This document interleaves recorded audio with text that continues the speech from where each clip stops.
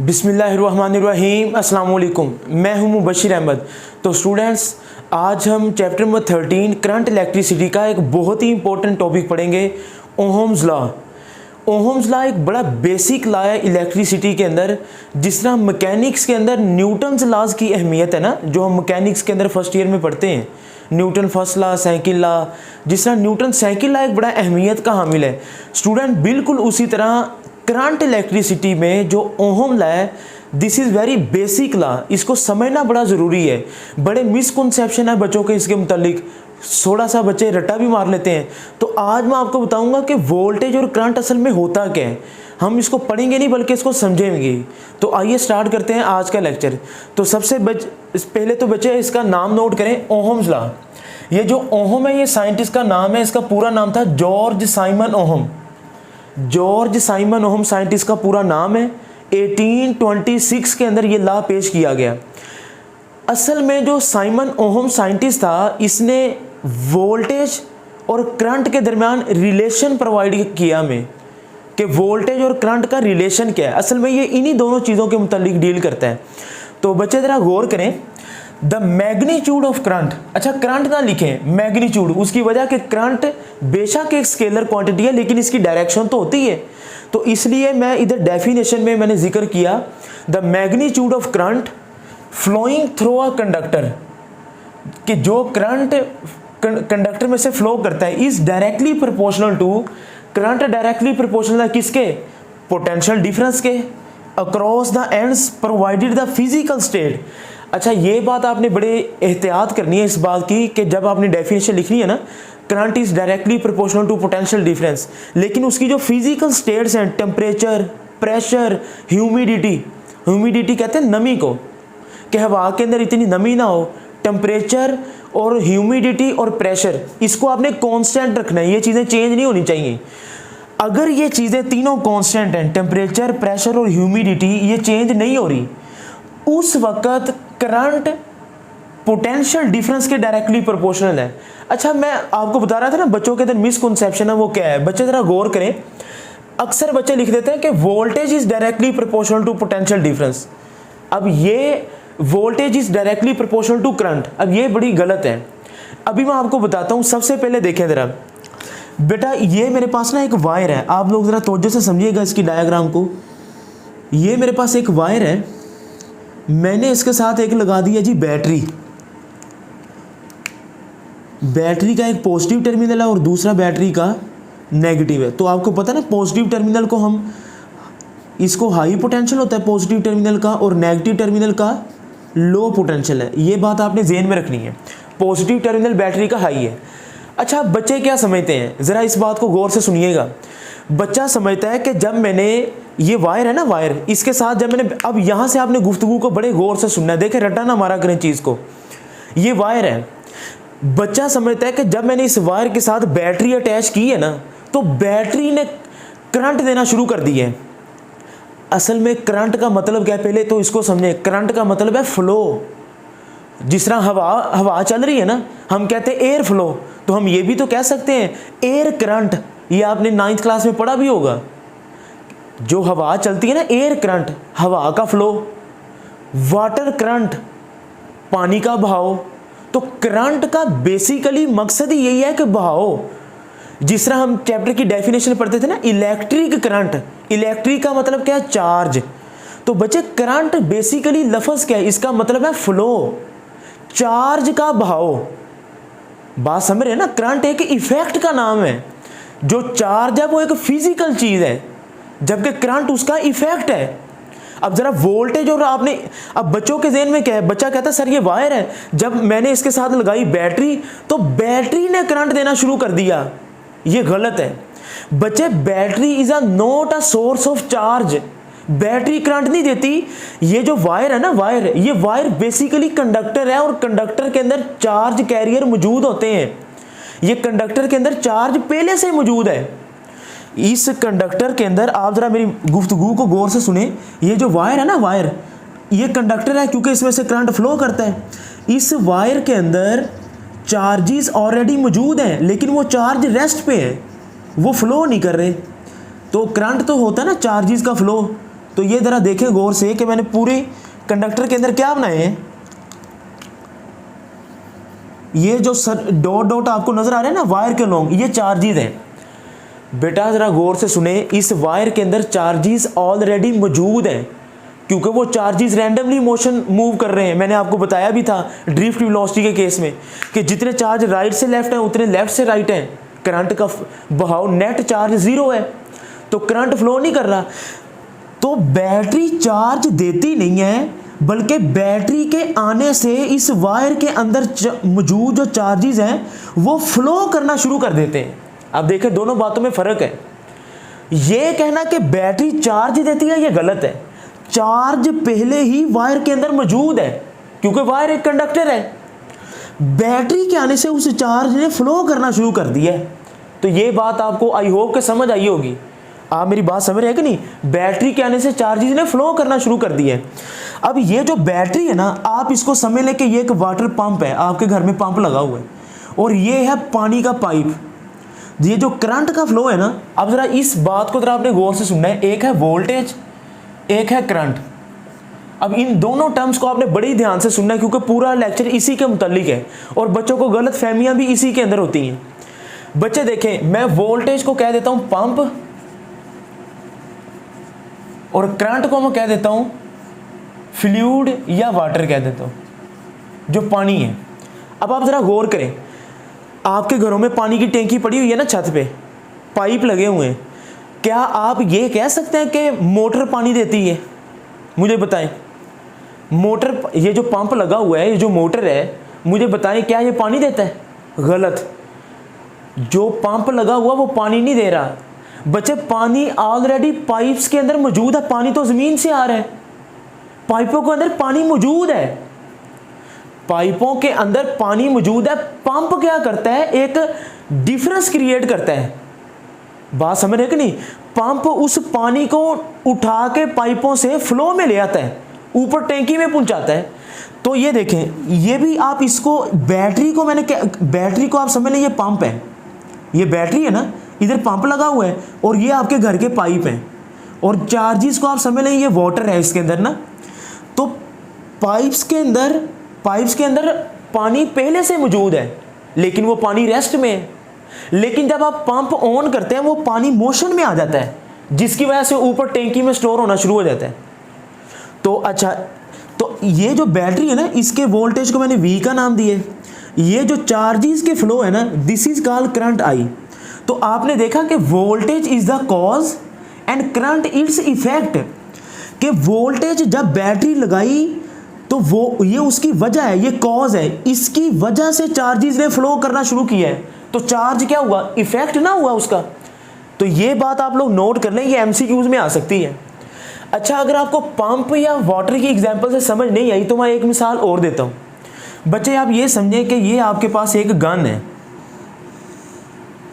अब पता नहीं गन अच्छी बनी है या नहीं, बहरहाल इसको हजम कर लीजिएगा। अब ये है गन, ठीक है, और ये है जी बुलेट। अब मैं वोल्टेज और करंट को बेसिकली समझा रहा हूँ, ये इसको मैं कर देता हूँ अलग। देखें, पहले मैंने वोल्टेज को पंप का तौर पर समझाया और फिर करंट को मैंने पानी का। एक एग्जांपल तो ये है। अब मुझे बताएं, ये गन है मेरे पास, ठीक है, और ये बुलेट है। मैं अगर आपसे सवाल पूछूं कि बताएं दोनों में से खतरनाक कौन है, तो आप बच्चों का आंसर यकीनन यही होगा, सर बुलेट खतरनाक है। गलत है। अब ये देख लें, बुलेट को मैं करंट से तशबीह कर रहा हूँ, बुलेट को मैं करंट से रिलेट कर रहा हूँ, गोली को, और गन को मैं वोल्टेज से रिलेट कर रहा हूँ। वोल्टेज और करंट का ज़रा इन दोनों का रिलेशन समझ लें। अब बच्चे, जो गन है, मुझे बताएं, जो अगर बुलेट खतरनाक है, आप कहते हैं ना बुलेट, आपके बुलेट आके लगी और बंदा मर गया जी, गोली लगी बंदा मर गया। और सर गोली से बंदा नहीं मरा। आप ये देखें, अगर एक गोली आपके हाथ में है तो आप उसे मारे, बंदा मर जाएगा। हम कहते हैं ना करंट लगने से बंदा मरा है, ये गलत है। करंट बेसिकली, करंट एक इफेक्ट है। उस इफेक्ट को, उसके पीछे वजह क्या है? वोल्टेज है।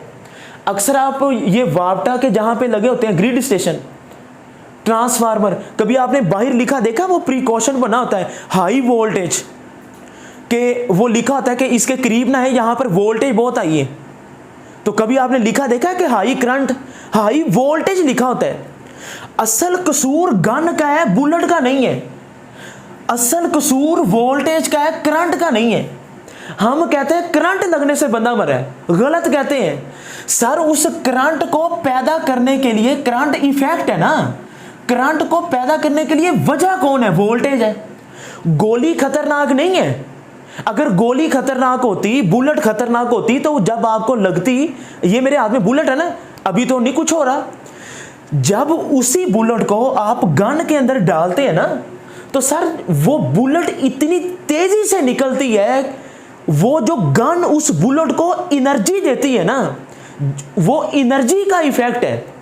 तो असल में गोली तो बेचारी बदनाम है। अगर गोली ने बंदे को मारना होता तो गन के बगैर भी तो मार सकती थी। जब हम बुलेट को गन के अंदर डालते हैं तो ये गन इसको एनर्जी इतनी दे देती है कि हम कहते हैं गोली लगने से बंदा मरा है। असल में इसका कसूर नहीं है, कसूर तो गन का है। हम कहते हैं करंट लगने से बंदा मरा है, कसूर करंट का नहीं है, कसूर वोल्टेज का है। तो वोल्टेज एक पंप है, धक्का देता है। वोल्टेज एक गन का नाम है जो एनर्जी देता है। ये देखना, इधर मैंने क्या कहा, बैटरी एक वोल्टेज है, ये वोल्टेज है, ये गन है, ये इसमें से गोली निकल रही है जिसको मैंने करंट का नाम दिया। ये जो करंट है, फ्लो ऑफ चार्ज, इस चार्ज के फ्लो के पीछे वजह तो ये है ना। तो बैटरी ने वायर के अंदर आकर चार्ज दिया नहीं है, चार्ज पहले ही मौजूद था। बैटरी ने आकर उन चार्जेस को एनर्जी दी है, पोटेंशियल डिफरेंस क्रिएट किया है। बात समझ रहे कि नहीं? तो जिसकी वजह से ये करंट खतरनाक बना। तो आई होप कि ये गन और बुलेट की एग्जांपल से, पंप और वाटर की एग्जांपल से आपको वोल्टेज और करंट का मकसद समझ आया होगा। तो बच्चे जरा इसको नोट करें, शाबाश। तो ये चीजें अब आपको समझ आई। Voltage is a cause, current it's effect. अब इसकी मैथमेटिकल फॉर्म की तरफ आते हैं। मैंने क्या कहा था? The magnitude of current flowing through a conductor.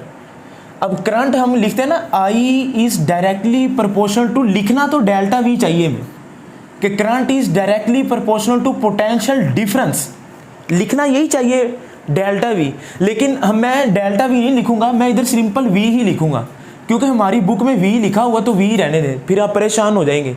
लेकिन है ये पोटेंशियल नहीं है, ये पोटेंशियल डिफरेंस है, ये वाला high potential minus low potential. ठीक हो गया? अच्छा, इधर भी बच्चों को एक कन्फ्यूजन है, जरा गौर करें, एक मिनट जरा ठहरिएगा। I the magnitude of current is directly proportional to potential difference.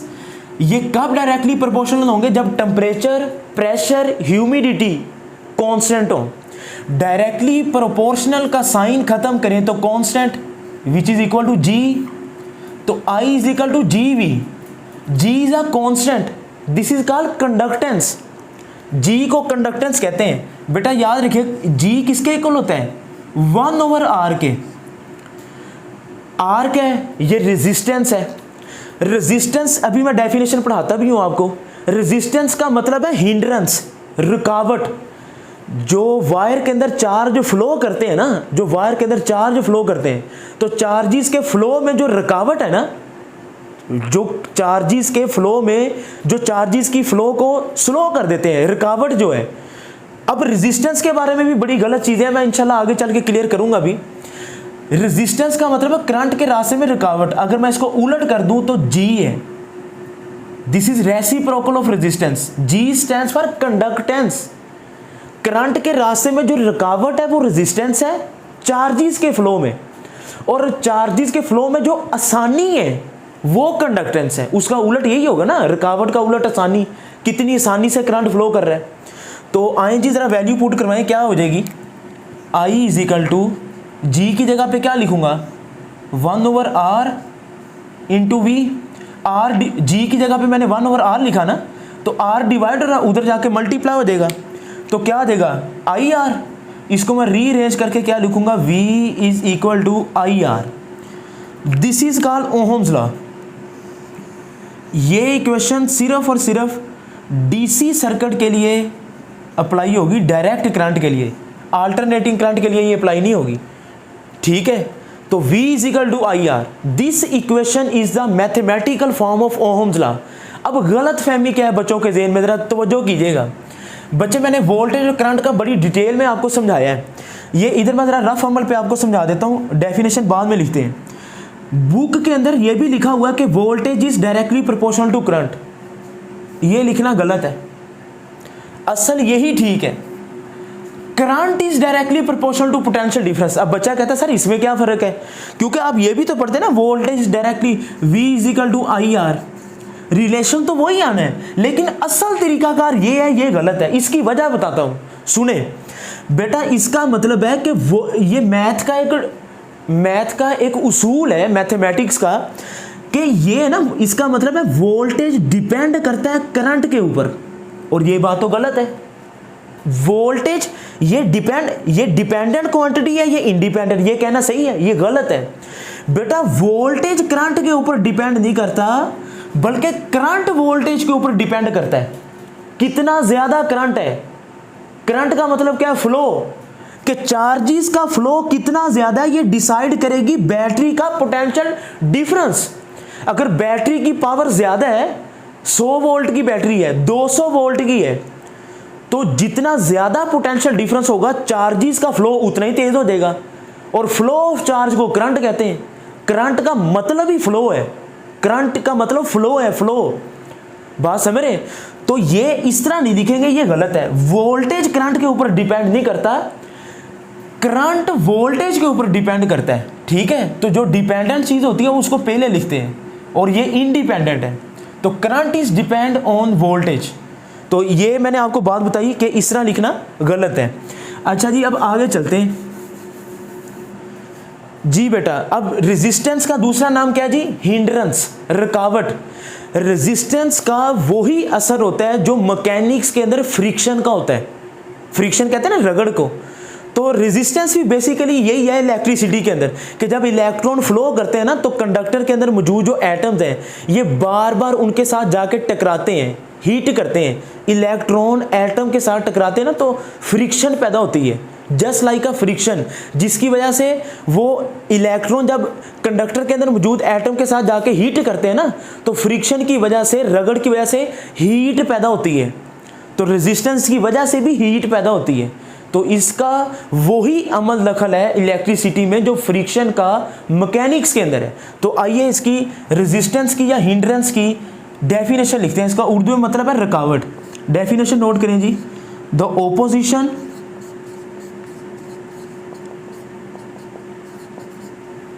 Opposition offered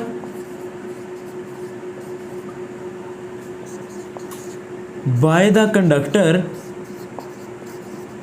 the opposition offered by the conductor to flow of charge, charges के बहाव में जो कंडक्टर रुकावट प्रोवाइड करता है, जो रुकावट आती है ना चार्जेस के फ्लो में, to the flow of current लिखना गलत है।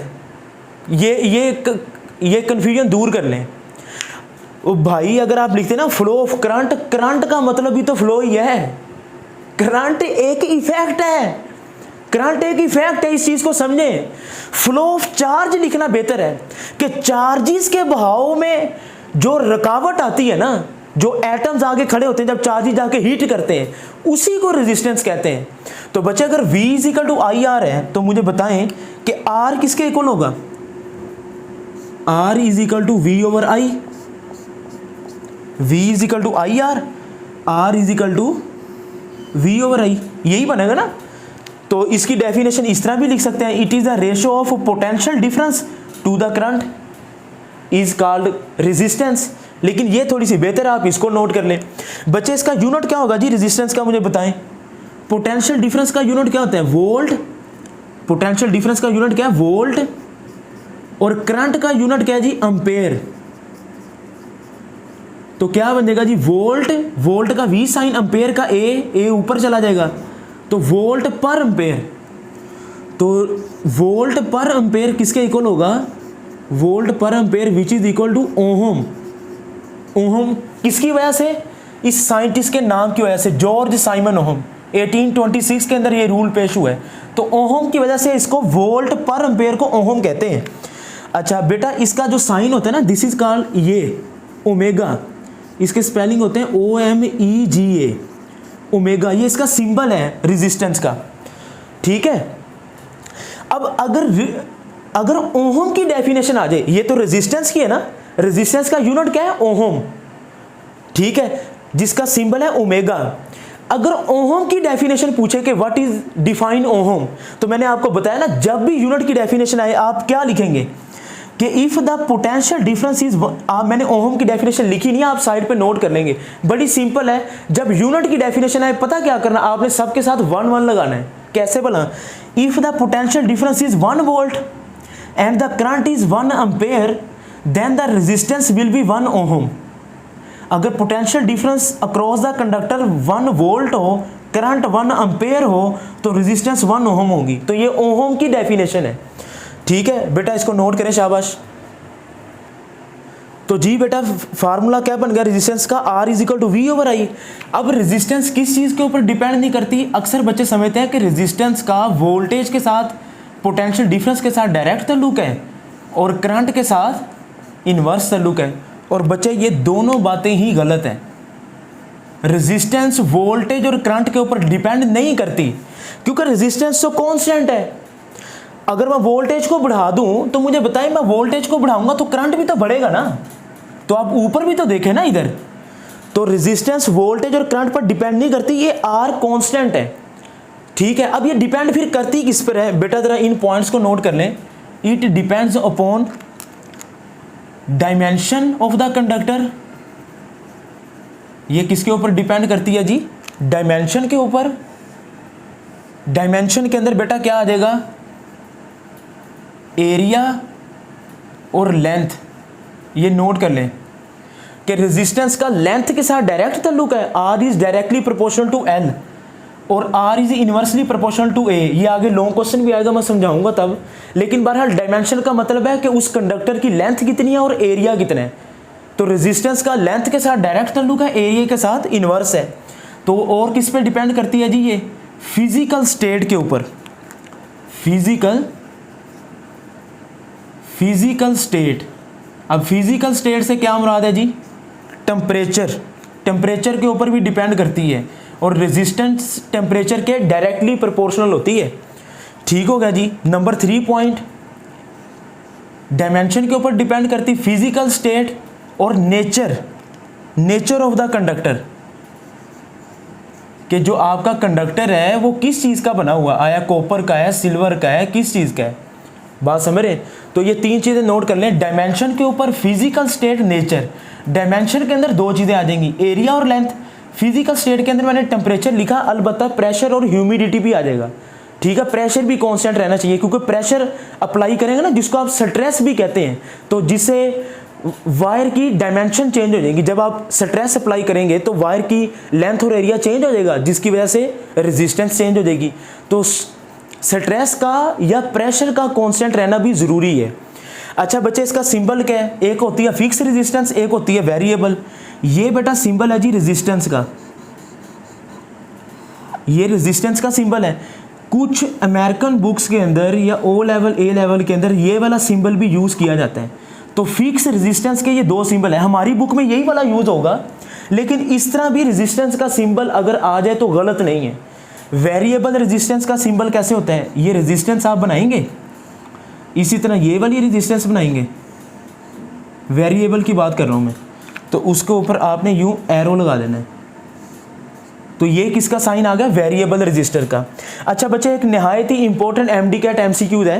ये जो अभी मैंने वोल्टेज को पंप से तशबीह दी और करंट को पानी से, आपको याद है वोल्टेज को मैंने गन का, करंट को मैंने बुलेट का।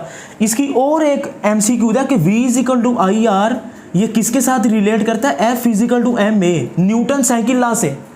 कि आप अगर इसको सादा लफ्ज़ों में समझना चाहते हैं तो वोल्टेज ऐसे है जिस तरह ये एक पॉइंटर है ना, इसका मैस m है, तो वोल्टेज ऐसे ही है कि जिस तरह एक फोर्स है। बात समझ रहे हैं ना? जब फोर्स लगती है मैस m के ऊपर तो क्या पैदा होता है? एक्सेलरेशन। बिल्कुल उसी तरह जब वोल्टेज वोल्टेज अप्लाई करेंगे तो करंट करंट फ्लो करेगा और रेजिस्टेंस पैदा होगी। तो Ohm's law is relate with the Newton cycle law के साथ। एमडी कैट एमसीक्यू का नोट कर लें। नेक्स्ट चलते हैं जी, ओहमिक कंडक्टर कौन से होते हैं बेटा? सिंपल सी बात है, ऐसे कंडक्टर जो ओहम लॉ को ओबे करते हैं। एक कंडक्टर विच ओबे ओहम लॉ, इसका ग्राफ क्या है? अब इसमें भी जरा गौर कीजिएगा बेटा। मैंने आपको याद है शुरू के अंदर कहा था कि current depend upon the voltage. Current dependent quantity है और ये ग्राफ का उसूल है कि जो डिपेंडेंट क्वांटिटी होती है ना वो हमेशा वाई एक्सिस पे होती है। This is I. X axis पे ये एक्स एक्सिस, वाई एक्सिस, इधर मैं लिखूंगा वी। अब ये गौर कर लें बेटा, आप एक्स एक्सिस पे आई लिखेंगे तो गलत है, ये कोई अपनी मर्जी नहीं है, ये ग्राफ का उसूल है कि एक्स एक्सिस पे क्या चीज आएगी जो इंडिपेंडेंट होगी। वोल्टेज इंडिपेंडेंट है, करंट डिपेंड करता है वोल्टेज के ऊपर, तो करंट डिपेंडेंट है। याद रखेंगे आप, एक्स एक्सिस पे हमेशा इंडिपेंडेंट क्वांटिटी को लेते हैं और वाई एक्सिस पे डिपेंडेंट को। तो ग्राफ देखेंगे ओहमिक का जिसको अंदर ओहम लॉ ओबे करता है। तो बच्चे इसके अंदर हमारे पास एक स्ट्रेट लाइन आती है बिल्कुल। तो ये एमसीक्यूज भी आ सकते हैं, आप लोग नोट कर लें बेटा कि ओहमिक कंडक्टर का ग्राफ कैसा होगा? एक स्ट्रेट लाइन। ये आप अंडरलाइन कर लेंगे, ये पेपर में एमसीक्यूज आ सकता है, स्ट्रेट लाइन। अब मुझे बताएं कि ये इधर एक्स एक्सिस के साथ एंगल क्या बनेगा? थीटा। एक्स एक्सिस के साथ एंगल क्या बनेगा? स्ट्रेट लाइन का मतलब क्या है? स्ट्रेट लाइन का मतलब यही है ना कि इसकी जो रेजिस्टेंस है आर वो कांस्टेंट होती है। तो ये बात आप लोग नोट करेंगे। ओहमिक कंडक्टर वो होते हैं जिनमें ओहम लॉ ओबे करता है। ग्राफ की लाइन कैसी होगी? Straight line, MCQs. और इसमें आर क्या होगा? कांस्टेंट होगा। अब बच्चे जरा गौर करें, स्लोप कैसे निकालते हैं? आपको याद है? Y over X, Y axis over X axis. तो मुझे बताएं, वाई एक्सिस पे करंट है, आई वी ग्राफ की स्लोप क्या निकलेगी? वाई एक्सिस पे करंट है और एक्स एक्सिस पे वोल्टेज है, तो इसकी स्लोप क्या होगी मुझे बताएं? आई ओवर वी किसके इक्वल होगा? वी ओवर आई आर के इक्वल है, तो आई ओवर वी किसके इक्वल होगा? 1 ओवर आर के, 1 ओवर आर। तो which is equal to conductance, जिसको हम जी से जाहिर करते हैं। ये नोट कर लें जी, ये एमसीक्यूज आ सकता है कि आई वी ग्राफ की जो स्लोप है वो आपको कंडक्टेंस देती है, रेजिस्टेंस नहीं कहना, रेजिस्टेंस का उलट है। और एरिया कैसे लिखते हैं आपको याद है? स्लोप में y ओवर x डिवाइड करते हैं, एरिया में y मल्टीप्लाई बाय x। तो i को v से मल्टीप्लाई करना है, i मल्टीप्लाई बाय v या v मल्टीप्लाई बाय i, क्योंकि मल्टीप्लाई हो रहा है। मल्टीप्लाई में ऑर्डर चेंज करते हैं तो कोई इशू नहीं है। तो ये किसके इक्वल होगा जी? p के, which is equal to power. तो ये दो एमसीक्यूज हैं बेटा, याद रखना है। आई वी ग्राफ की स्लोप आपको कंडक्टेंस देती है और आई वी ग्राफ का जो एरिया वो आपको पावर के बारे में बताता है। एग्जाम्पल के अंदर मेटल, कॉपर, सिल्वर, गोल्ड, ये सारे ओहमिक कंडक्टर हैं, नोट कर लें। तो जी बेटा आपने देखा कि ओहमिक कंडक्टर क्या होते हैं। अब आते हैं जी नॉन ओहमिक। एक conductor which does not obey ohm law, जिसमें ओहम लॉ नहीं ओबे होता, वो नॉन ओहमिक है। ओहमिक में रेजिस्टेंस कांस्टेंट थी और इसमें रेजिस्टेंस कांस्टेंट नहीं होती। एमसीक्यूज नोट कर लें। उसमें स्ट्रेट लाइन आती है ओहमिक में और नॉन ओहमिक में स्ट्रेट लाइन नहीं होती, नॉट अ स्ट्रेट लाइन। तो ये दो एमसीक्यूज हैं, ये इसकी डेफिनेशन है। अच्छा बच्चे, मैंने नॉन ओहमिक को दो हिस्सों में कैटेगराइज किया है। एक में होता है resistance is directly proportional to temperature और एक में resistance is inversely proportional to temperature. I V graph मैंने बनाया है, this is filament of bulb. Exercise का शॉर्ट क्वेश्चन भी है, 13 के शॉर्ट क्वेश्चन मैंने करवा दिया, प्ले लिस्ट में जाकर चेक भी कर लें। अब जरा गौर करें कि जब ग्राफ फिलामेंट ऑफ बल्ब, जैसे जैसे बल्ब गर्म होता है ना, टेम्परेचर बढ़ता है, उसकी रेजिस्टेंस भी बढ़ती है। लेकिन शुरू में तो उसकी स्ट्रेट लाइन है, यहाँ तक तो स्ट्रेट लाइन है, यानी कि शुरू में 0 से लेके इस पॉइंट तक तो एक स्ट्रेट लाइन है। यानी कि जो फिलामेंट ऑफ बल्ब है वो इनिशियल स्टेज पे तो ओहम लॉ को ओबे करता है, लेकिन बाद में उसकी कर्व आईवी जो कर्व है वो डेविएट, मुड़ना शुरू हो जाती है, असल पास से मुड़ना शुरू हो जाती है। बात समझ रहे? यानी कि वो स्ट्रेट लाइन नहीं रहती। तो यहाँ से फिर वो नॉन ओहमिक बिहेवियर शो करता है। अब इन्वर्सली प्रोपोर्शनल किसके है? ये डायोड है बेटा। रेजिस्टेंस इस टेम्परेचर के इन्वर्सली प्रोपोर्शनल है। चैप्टर नंबर 18 में अब डायोड को डिटेल में पढ़ेंगे। डाई का मतलब होता है दो, ओड का मतलब है एनोड कैथोड। तो ये फॉरवर्ड, ये कर्व ऊपर को जा रही है, मतलब इसकी स्लोप इंक्रीजिंग स्लोप है। तो ये फॉरवर्ड बाइसिंग का ग्राफ है, और ये जो जीरो से इधर को है ये रिवर्स बाइसिंग है। अब ये फॉरवर्ड और रिवर्स बाइसिंग के लिए चैप्टर नंबर 18 का वेट करना पड़ेगा आपको। तो यही था बेटा आज का लेक्चर। अगर कोई क्वेश्चन है तो कमेंट सेक्शन में पूछें। मुबशर अहमद को दें इजाज़त, अपने दोस्तों के साथ लेक्चर को ज़रूर शेयर किया करें, कमेंट सेक्शन में इसका फीडबैक भी दें। अपना ख्याल रखें, अल्लाह हाफिज़।